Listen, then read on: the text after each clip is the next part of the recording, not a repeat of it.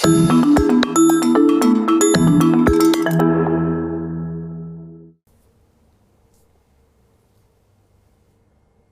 was 2009, and two Stanford MBA students, Jessica Jackley and Dana Mauriello, wanted to start a business together, but they didn't know exactly what they wanted to start. Jackley came from a background at Kiva, the online marketplace to match Western money with developing world projects. And Mauriello had come from a family business background.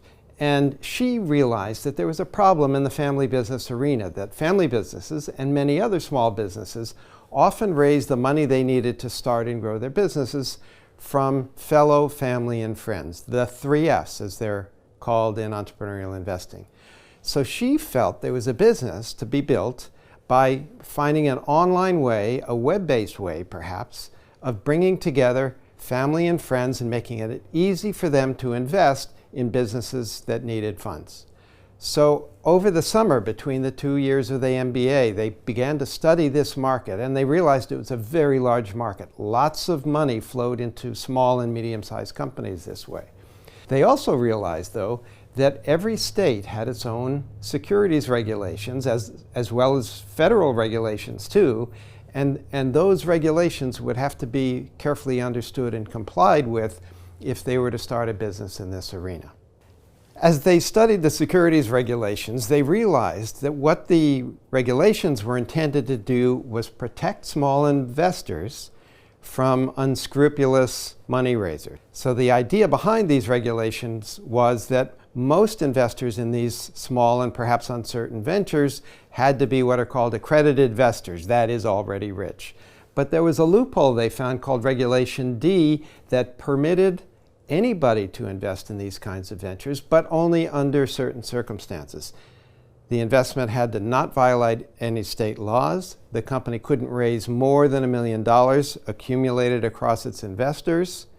And the money would be raised from people with whom the entrepreneur had a substantial and lasting prior relationship.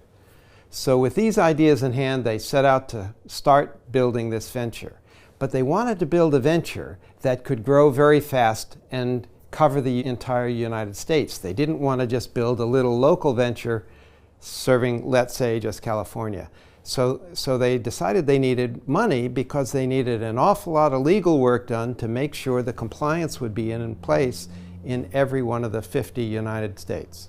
So they raised $1.35 million from some family and friends and got started. Very quickly, they were able to put a few deals together in order to launch the site with some track records. So they were able to raise a round of capital for 5 young ventures on which they took a 5% commission, a total of $25,000. Now, was that customer money? Yes, it was, but it sure wasn't very much of it. So off they went, trying to build a business and spread it across the 50 states and do deals to help these small companies raise the capital they needed in order to grow. So having heard about matchmaker models, you might wonder, was this really a customer-funded matchmaker model? Well, first, they'd had to raise $1.35 million to do all the legal work, right? Well, that had to come first before they went out and got their first customer.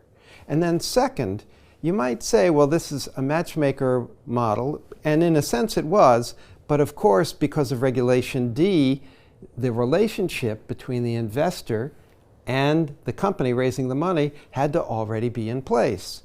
So they weren't really bringing the crowd into this arena. They were just matching people who were already connected. It seems perhaps there was a bit of a flaw in the design of the business. But nonetheless, they went forward, and in 2011, they tweaked the offering a little bit to make it easier to raise more capital, again under Regulation D. But by 2012, the business had gone nowhere. There wasn't enough money coming in from their small commission on the rounds that they raised, and they had to shut the business down. So let's think about what were the mistakes that were made here. We've said that entrepreneurs need to focus very narrowly and start a business and build a platform that's successful. And once that's accomplished, especially with customer funds, then you can grow from there. So let's think about how Dog Vacay started. They started with pet sitting for only dogs, no cats, and only New York, nowhere else. And they built a platform in New York, and once they proved it worked in New York, then they grew from there. Airbnb started only in San Francisco and only for convention goers, a very, very narrow target market. But again, they proved the concept and then they grew from there. So the question we might ask about ProFounder is this: would the outcome have been different had they said, let's start in California with just a modest amount of legal work and perhaps no capital raised, and see if we can prove it works in California, where there's a vibrant entrepreneurial ecosystem. And if it works in California, then we can go to state number 2 and state number 3. They didn't choose to do that. We'll never know what the other outcome would have been, but my sense is that had they started with more focus and with less capital to burn, they might have taken a different road. We'll never know.